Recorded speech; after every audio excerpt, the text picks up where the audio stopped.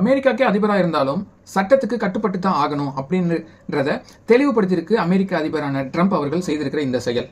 இவர் என்ன பண்ணியிருக்காரு அப்படின்னா, அமெரிக்க நாடாளுமன்றத்துக்கு ஒரு கடிதத்தை அனுப்பியிருக்கிறாரு.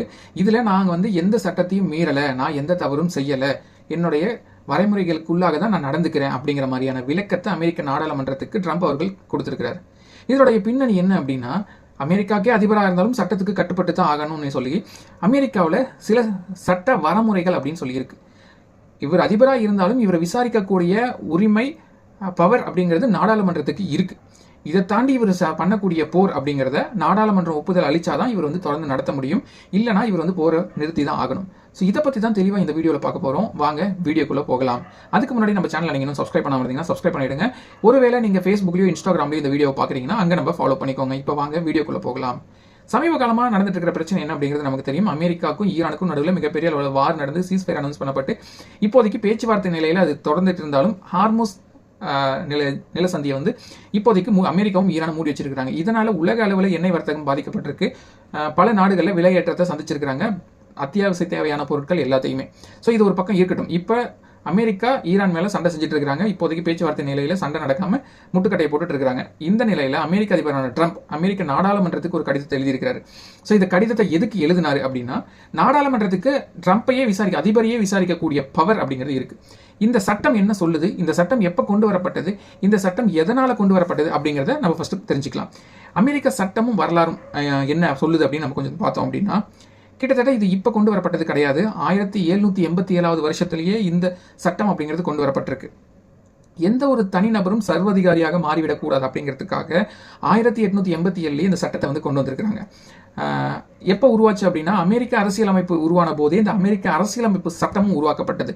இதுல ஆர்டிகல் நம்பர் 2 என்ன சொல்லுது அப்படின்னா, அதிபருடைய வரம்புகள் என்னென்ன, அதிபருடைய அதிகாரம், பவர் என்னென்ன அப்படிங்கிறத இந்த ஆர்டிகல் 2 தெளிவுபடுத்துது. அதே மாதிரி ஆர்டிகல் 1 என்ன சொல்லுது அப்படின்னா, அமெரிக்காக்கே அதிபராக இருந்தாலும் அதிபரை விசாரிக்கக்கூடிய உரிமை அப்படிங்கிறது நாடாளுமன்றத்துக்கு இருக்கு அப்படிங்கிறத இந்த ஆர்டிகல் 1 தெளிவுபடுத்துது.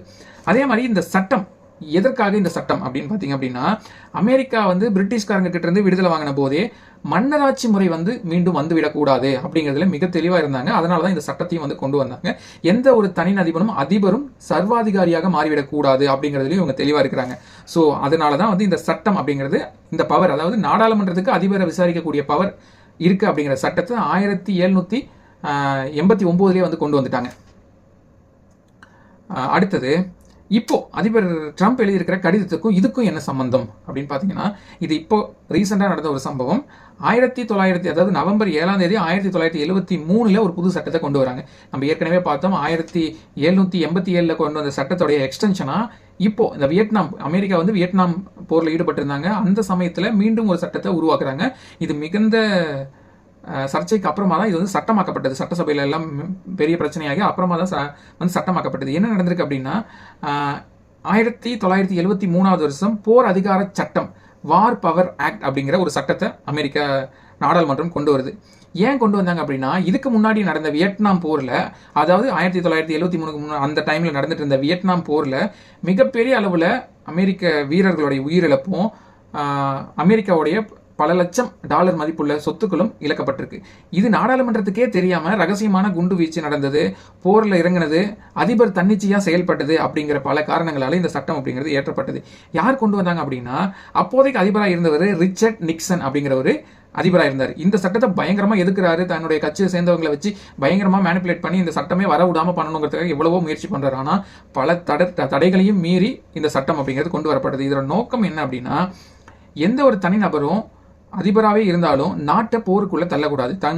எந்த ஒரு தனிநபரும் தன்னுடைய விருப்பு வெறுப்புக்காக நாட்டை போருக்குள்ள தள்ளக்கூடாது. மக்களால் தேர்ந்தெடுக்கப்பட்ட பிரதிநிதிகள், அதாவது நாடாளுமன்றம் தான் போரை தீர்மானிக்கணும் அப்படிங்கிறது தான் இதோட நோக்கம். இது எப்போ கொண்டு வரப்பட்டதுன்னா, 1973 வருஷம் இந்த சட்டம் அப்படிங்கிறது கொண்டு வரப்பட்டது. இந்த சட்டத்தை தான் நான் மீறலை அப்படின்னு சொல்லி அதிபர் அவர்கள் தன்னுடைய அதிகார வரம்பை நியாயப்படுத்துற மாதிரியும், தான் செய்த செயல்கள் எல்லாத்தையும் நியாயப்படுத்துற மாதிரியும் லெட்டர் அனுப்பியிருக்காரு. சரி, இந்த சட்டம் இயற்றப்பட்டதை பார்த்துட்டோம். இந்த சட்டத்துடைய பவர் என்ன, இந்த சட்டம் என்ன பண்ணும் அப்படின்றத பார்த்தோம் அப்படின்னா, இந்த சட்டத்தில் மிகவும் முக்கியமான 3 விஷயங்கள் இருக்கு. 48 மணி நேரம் கெடு அப்படிங்கிறது இருக்கு. ராணுவத்தை அனுப்புன அடுத்த 48 மணி நேரத்துக்குள்ள அதிபர் நாடாளுமன்றத்துக்கு அறிக்கை கொடுத்தாகணும். ஸோ அதிபருக்கு என்ன பவர் இருக்கு, முப்படைகளோட தளபதி அதிபர் தான்.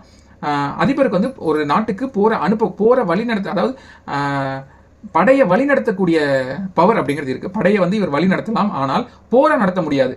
படையை தான் இவர் வழி நடத்த முடியும். ஒரு நாட்டுக்கு படையை அனுப்பின 48 மணி நேரத்தில் இவர் வந்து நாடாளுமன்றத்துக்கு இவர் எதுக்காக அந்த படையை அனுப்பியிருக்கிறாரு, என்ன சிக்கல் இருக்கு, இதை எப்படி எல்லாம் சால்வ் பண்ண போறாங்க, எதற்காக படையை அனுப்புனாங்க அப்படிங்கிறது தெளிவான அறிக்கையை நாடாளுமன்றத்துக்கு கொடுத்தாகணும். அதே மாதிரி 60 நாள் கெடு அப்படிங்கிறது இருக்கு. நாடாளுமன்ற அனுமதி தரல அப்படின்னா இந்த போர், ஒரு அதிபர் ஏதாவது ஒரு நாட்டு மீது போர் தொடுத்து போறாரு இல்லை அப்படின்ற பட்சத்தில் நாடாளுமன்றம் அதுக்கு அனுமதி கொடுக்கணும். நாடாளுமன்றம் அனுமதி தரவில்லை அப்படின்னா 60 நாட்களுக்கு மேல அமெரிக்காவுடைய படைகள் வேற ஒரு ஊர்ல வேற ஒரு நாட்டில் இருக்க முடியாது.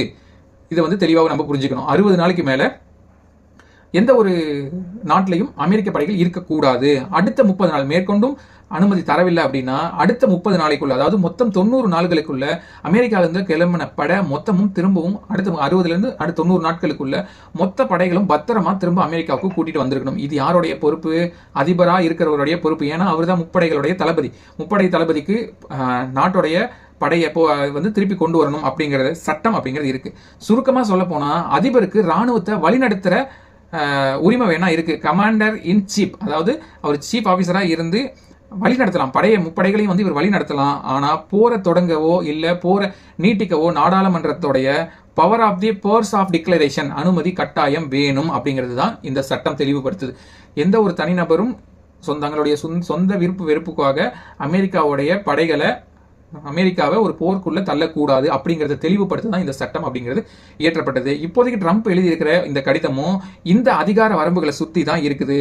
இவரு இந்த அதிகாரத்தை மீறினாரா இல்லையா அப்படிங்கிற விவாதத்தை சுத்தி தான் இந்த கடிதம் இருக்கு. அமெரிக்க ஜனநாயகம் இப்போ மிகப்பெரிய ஒரு டெஸ்ட்ல இருக்கு அப்படின்னு வந்து சொல்லலாம். ஏன்னா அமெரிக்காவில் எக்கச்சக்கமான பார்ட்டிஸ் வந்து அதிபர் ட்ரம்ப்புக்கு எதிராக இருந்துட்டு இருக்காங்க. ஆனா அதிபர் ட்ரம்ப் என்ன சொல்றாரு, ஈரானை நான் விடவே மாட்டேன், ஒன்னு அவங்க எனக்கு மண்டியிடணும், இல்லையா நான் அந்த நாட்டை அழிப்பேன் அப்படிங்கிற மாதிரி சொல்லிட்டு இருக்கிறாரு. ஸோ இதை பத்தி நீங்க என்ன நினைக்கிறீங்க? இந்த அமெரிக்காவுடைய சட்டத்துல ட்ரம்ப் அவர்கள் மாட்டுவாரா? அவருடைய பதவிக்கு ஆபத்து வருமா? நீங்க என்ன நினைக்கிறீங்க? இந்த மாதிரியான உலக அளவில் இருக்கக்கூடிய தகவல்களும் சரி, அமெரிக்காவில் ட்ரம்ப் அவர்கள் செய்துட்டு இருக்கிற செயலும் சரி, அமெரிக்காவில் இருக்கக்கூடிய இந்த 2 சட்டங்களை பத்தி இதுக்கு முன்னாடி உங்களுக்கு தெரியுமா, இல்ல இப்பதான் முதல்ல தெரிஞ்சுக்கிறீங்களா அப்படிங்கிறதையும் மறக்காம கமெண்ட்ல சொல்லுங்க. நாளைக்கு எதை பத்தி நீங்க தெரிஞ்சுக்கணும்னு நினைக்கிறீங்களோ அதை வந்து கமெண்ட்ல சொல்லுங்க. முடிஞ்ச வரைக்கும் கூடிய சீக்கிரம் நான் வீடியோவா போஸ்ட் பண்ண ட்ரை பண்றேன். இப்போதைக்கு நன்றி, வணக்கம், பாய்.